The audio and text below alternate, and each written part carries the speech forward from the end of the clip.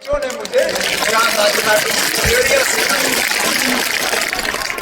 پھر ہمیں social media کے ذریعے بتایا جاتا ہے کہ ان اداروں میں ملک کے خلاف جو ہے پروپیگنڈا کیا جاتا ہے، ملک کے خلاف بچوں کو جو ہے بھڑکایا جاتا ہے۔ یہاں جس انداز میں پیٹریوٹک گانے ہوئے، جس انداز میں نیشنل اینتھم گایا گیا، جس انداز میں اس ملک کے جھنڈے کو لہرایا گیا، اور پھر کانسٹیٹیوشن ڈے، یہ کوئی سرکاری فنکشن نہیں ہے، چاہتے تو نہ کرتے، کوئی مجبوری نہیں تھی کہ کانسٹیٹیوشن کا آئین کا پریمبل جو ہے نہ صرف ہمیں پڑھایا جائے بلکہ ہم سے دہرایا جائے۔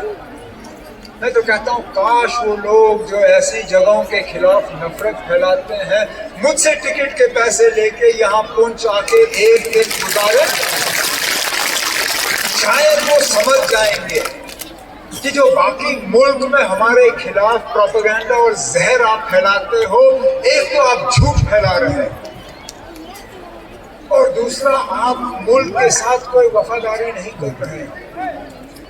آج جو کانسٹیٹیوشن ڈے منایا جا رہا ہے، کانسٹیٹیوشن ڈے کا مطلب یہ نہیں ہے کہ ہم 1 گھنٹے کے لیے آئین کو یاد کریں۔ کانسٹیٹیوشن ڈے کا مطلب ہے کہ سال کے ایک ایک دن ہم نہ صرف اس آئین کو یاد کریں بلکہ اس آئین کو زندہ رکھیں۔ اور اس پریمبل میں کہا کیا گیا کہ ہر مذہب کو برابری کا درجہ ہوگا، اس ملک میں ہر رہنے والے کو جمہوریت کا فائدہ ملے گا، قانون کی ان کو رکھوالی ہوگی۔ لیکن آج ہم ایک ایسے دور سے گزر رہے ہیں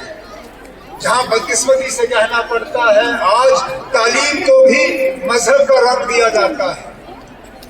آج میڈیکل کالج میں بھی یہ کہا جاتا ہے کہ یہاں مسلم نہیں پڑھنا چاہیے، یہاں غیر ہندو نہیں پڑھنے چاہیے۔ اب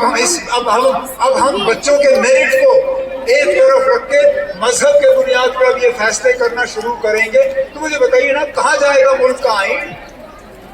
تو جو لوگ ہمیں ملک کے آئین کی سبق سکھاتے ہیں،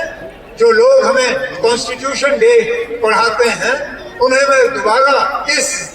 جامعہ ضیاء العلوم کے پروگرام کے سلسلے میں جو بچوں نے یہاں پیش کیا انہیں کہتا ہوں کہ اگر واقعی آپ اس ملک کے آئین کو سمجھتے ہو اور اس ملک کے آئین کو جانتے ہو تو اس دائرے کے بچوں کو دیکھیے، یہاں کے استادوں کو دیکھیے، یہاں کے چیئرمین کو دیکھیے، یہاں کے سرپرست مولانا غلام قادر صاحب کو دیکھیے، بھائی چارے کو بلند رکھنے میں کون سی کمی رکھی؟ جب کبھی یہاں حالات تھوڑے نازک ہوئے، اگر ہماری اور کسی بھی حکومت کی اگر کسی پہ نظر پڑی تو سب سے پہلے مولانا غلام قادر صاحب پہ اور اس دائرے پہ نظر پڑی۔ ہمیشہ انہوں نے حکومت کی مدد کی یہاں حالات کو بہتر بنائے رکھنے میں، بھائی چارے کو قائم کرنے میں۔ جب یہاں پہ کوئی نیچرل ڈیزاسٹر آیا اس میں بھی اس جامعہ نے اپنا رول ادا کیا اور لوگوں کی مدد کرنے کی کوشش کی، تعلیم میں کوئی کمی نہیں رکھی۔ اسی بات کا نتیجہ ہے کہ UPSC امتحان KS KPS اس میں بچے جو ہیں پاس ہو جاتے ہیں، نہ صرف پاس ہوتے ہیں بلکہ کامیابی حاصل کرتے ہیں۔